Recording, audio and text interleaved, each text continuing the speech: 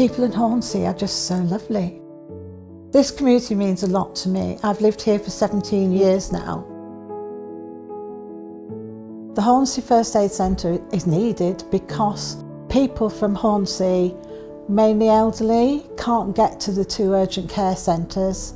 We set up in 2018 when the minor injuries unit closed here.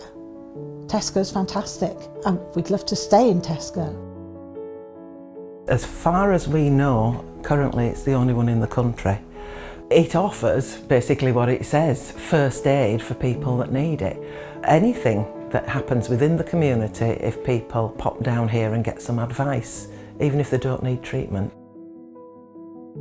8,500 community with one GP surgery covering many, many villages. So yeah, we're desperately needed. The Hornsea First Aid Centre makes a massive difference to this community, huge. Without it, so many people would face some real isolation in terms of access to NHS services through poor transport links, waiting lists at clinics, access to a GP. Their choice is very limited. There are urgent care centres that are some way away. If transport is difficult, you know, if you've got to take a bus to go to an urgent care centre, it's not urgent anymore. So we feel a need. We're here for anybody. In the summer we get a lot of visitors. Simple things like bumps and bruises, cuts. We get a lot of children with weaverfish stings. The working conditions in the portacabin are what's known as Heath Robinson.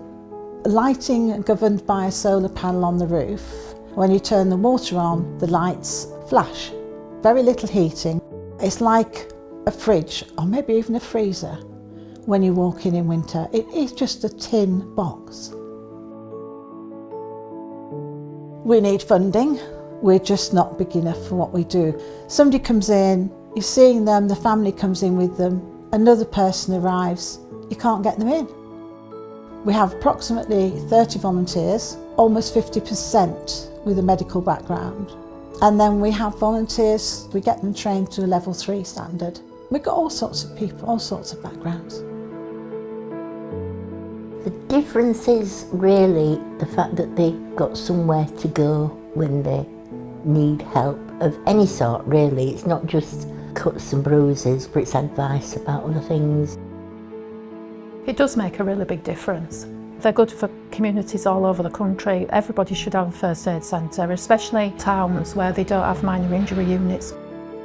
It's everything from, lack of funds to building community spirit. We're a nation of givers and it's what we do when we'll all pull together. That feeling that when you've helped somebody else is enormous. If you're thinking of volunteering, come on. I think people should volunteer in their local community because we, for example, the First Aid Centre, we're a family and everybody's there for everybody else. That brings you together with other people, makes new friends, and you've always somewhere to go.